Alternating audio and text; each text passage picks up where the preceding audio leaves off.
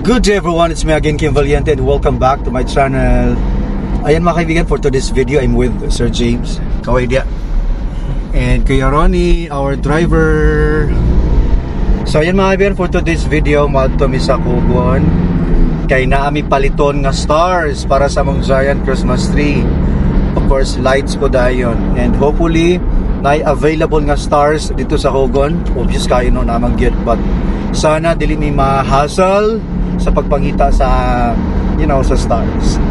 So mga kaibigan, please stand by and continue watching this video.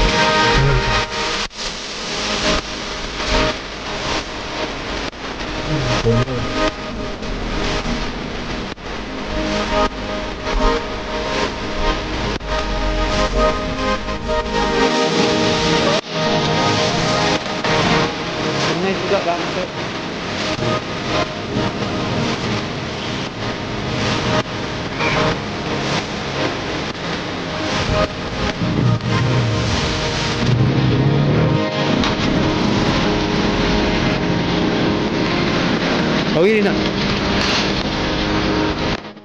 So yun mga kaibigan, nakapalit na mi og stars.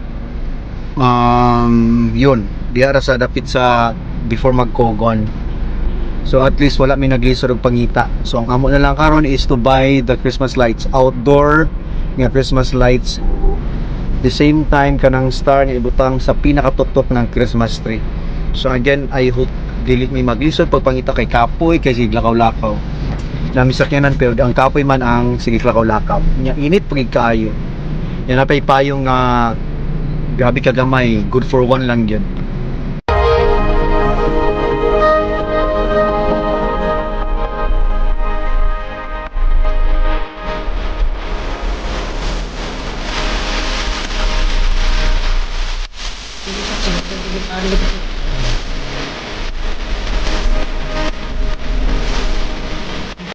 Nang sa direction dapat sa sakwa dia.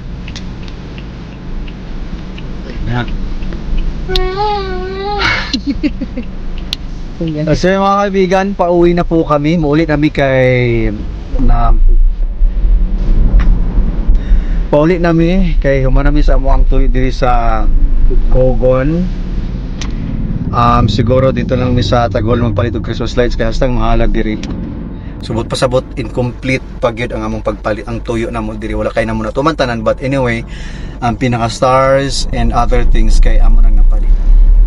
So again, thank you so much for watching, thank you for your support, and for those who haven't subscribed yet, ano pa hinihintay natin, subscribe na po, and goodbye everyone.